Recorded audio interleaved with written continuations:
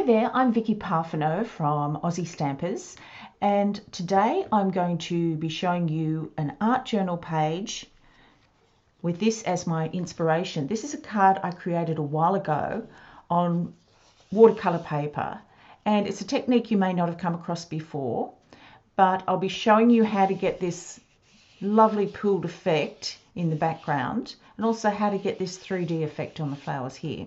So the tools that you'll need for this are your mixed media journal. I'm using an Express It journal, which is A5 size, 300 GSM. It has 30 pages in this journal, and this is my go-to journal at the moment. Absolutely loving it. So that's what we'll be using today. You could also use Stampin' Up! Watercolour paper or Arches Aquarelle water paper, which is what I originally used on this to get this technique. And I'll see how the technique goes on this paper. It's also 300 GSM, so I'll see what that works out like. I have the stamp set that I used for this, which is Touches of Texture, which is a Stampin' Up! Stamp set. And it comes in a pack of 2. I just love this for art journaling or all kinds of background effects, like a really nice splatter effect there. The other things that you'll need are Tuxedo Memento Black ink. Now this is available in my online store as well as the stamp set, aussiestampers.stampinup.net. If you live in Australia, you can purchase this from me.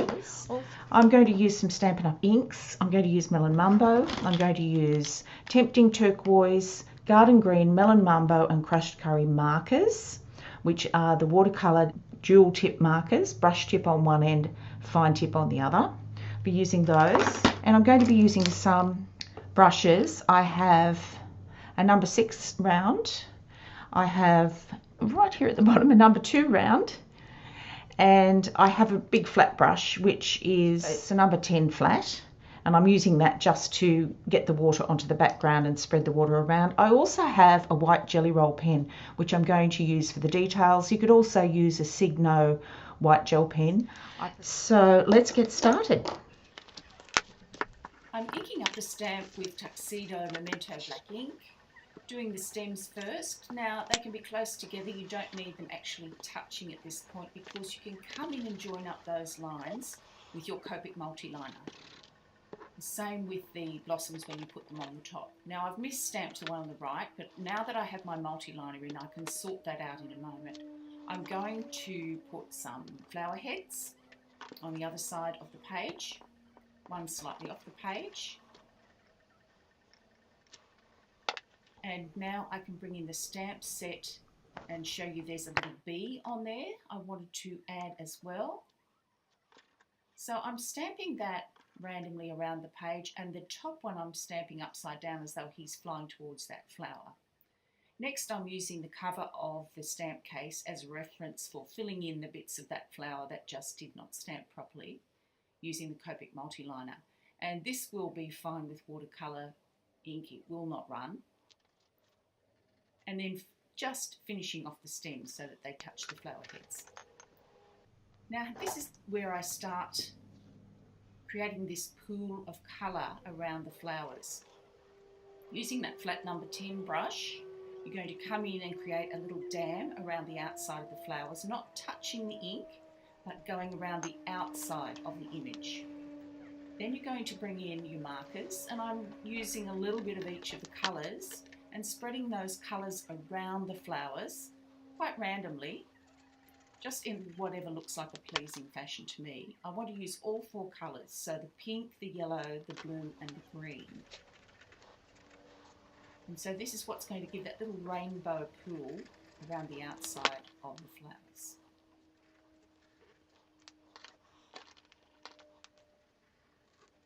And bringing in a little bit of green as well, down towards the bottom. And now I'm going to take my smaller brush and coax that ink further away from the images. So I'm spreading it from the images out towards the edges of the paper. And you can see that pool forming now. You can start to see it takes effect. The water's activated the ink, and the ink is now starting to spread. The thing I really like about this technique is you don't have to keep drying your paper off between colours. You can go from one colour to another just simply by cleaning your water brush And as long as you don't get the colours too muddied, which would mean that you're using too much water or that you're overlapping the colours as you go, it gives a nice effect. So we're going to create the little dam around this flower petal next. And exactly the same technique. Using your marker, go around the outside edge. And I'm using each of the colours again. The melon mambo for the pink, tempting turquoise for the blue, crushed curry for the yellow, and garden green for the green. And pulling that colour out away from the centre of the flower and really getting some moisture onto that page. Just keep your page wet so that the colours will keep blending out. And just continue that with each of the flowers. Now the idea here is that if you get the page too wet, everything will start blending together. If it's not wet enough, you're not going to get enough blending. I found this paper didn't respond quite as well as the Arches Aquarelle paper did. I think this paper, even though it's a rough textured 300 GSM paper, which means it's quite a good quality paper, it's just a little different. One might be cold pressed, one might be hot pressed. I know the Arches Aquarelle was cold pressed. Sometimes that can make a difference too, and just depending how it's been manufactured. So the results on this are slightly different than I was getting on the card. But I realised that using the marker on the paper was actually watering down the nib of the marker tip. So I brought in a little palette that I created by squeezing the lid of the ink pad together, and now I was feeling as though, yes, we're starting to get that depth of colour that I had on the original piece. So using the ink pad, squeezing the lid, there's your palette, go directly to the palette. You don't need to add water to the palette, you already have water on the page. And you can now see the colours really starting to develop. Now I'll bring in the heat tool, and a little tip that I like to use is to get a single piece of paper towel and very, very softly tap, and turn your paper towel over, very softly tap. You don't want to pick up all that luscious colour that you just laid down, but it will help to dry up any pooling of water on your pages. Now I wanted to bring in this little splotch stamp, which is part of the background, and I'm using the blue colour, the tempting turquoise for that, and randomly stamping it, changing the position of the stamp as I stamp it all over the two pages, some off the edge, some in the middle, until I felt that it was the effect that I was looking for, which was just to add some texture to the background. It looks as though I've actually splotched drops of ink on the page, so it's a really clean and tidy way to achieve that effect.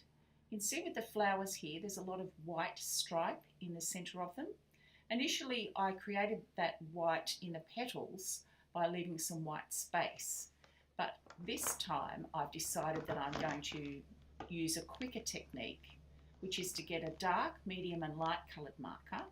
So I have Melon Mambo, Sweet Sugar Plum and Blushing Bride, as well as the white gel pen.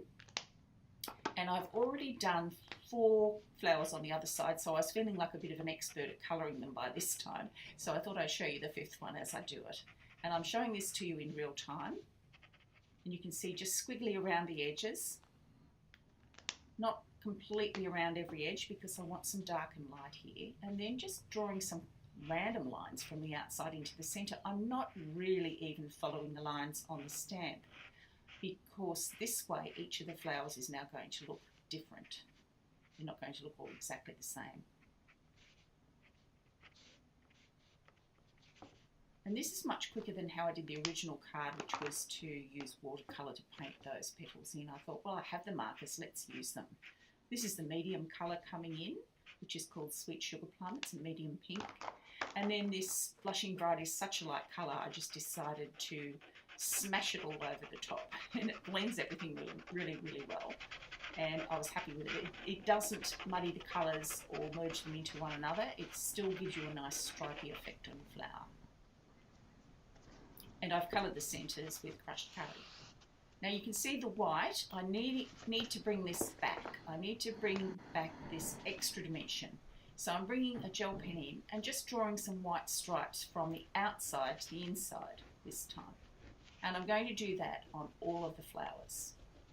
So I'm doing it in real time for you here, and then I'll speed it up a little bit and show you once I've finished all the flowers. Now the dotting technique. This is like a dotted circle that you put around the inner or the middle of the outside. Not really the inner, it's more the middle of the outside. And I went over quite a few times. You can see the difference. It just gives a 3D effect to that flower on the right. And it takes away some of the flatness that you would otherwise achieve if you just coloured in the flower. So I'm going to speed that up and do that dotted ring technique with the white gel pen. And I'm using the Signo. It's 6 o'clock. Gel pen here. And continue the whole lot. Here we go. Right round the rest of them as well.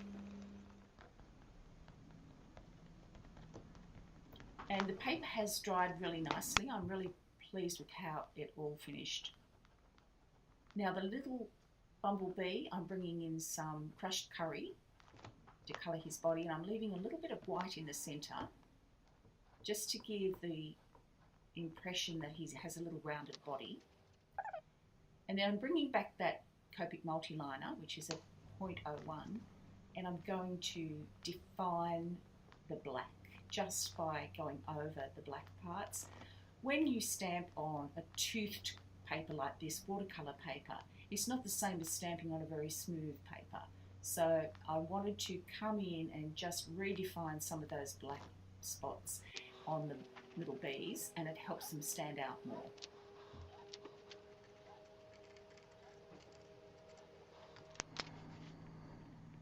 Bringing in a white gel pen, just popping a spot on the centre of the back.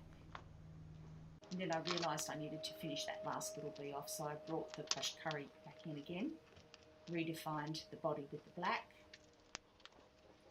and I brought some of the green, the garden green, in for the stems, and just drew that in with my brush tip of the marker. This was the sentiment that I'd found that I thought was something that I could really relate to. It's from the wisdom cards from Louise L. Hay that I had sitting on my desk, so I thought, right, that's going to be what I journal.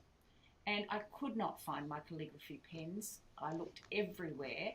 So I tried this pen here. I wasn't terribly happy with the results. I really don't think it's thick enough. It's a fine tip marker, but I think it needs to be at least twice the thickness of this so that I could write smoothly on this quite rough paper. But, you know, we always criticise our own writing and our own handwriting, so I decided I'm just going to go with this. It feels like the right saying for where I'm at in my process here. So I put it in and finished writing that. I thought it was a nice saying. This is a new day. I begin anew to claim and create all that is good.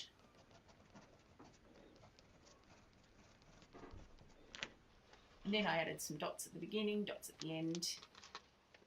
And that was the art journal page finished.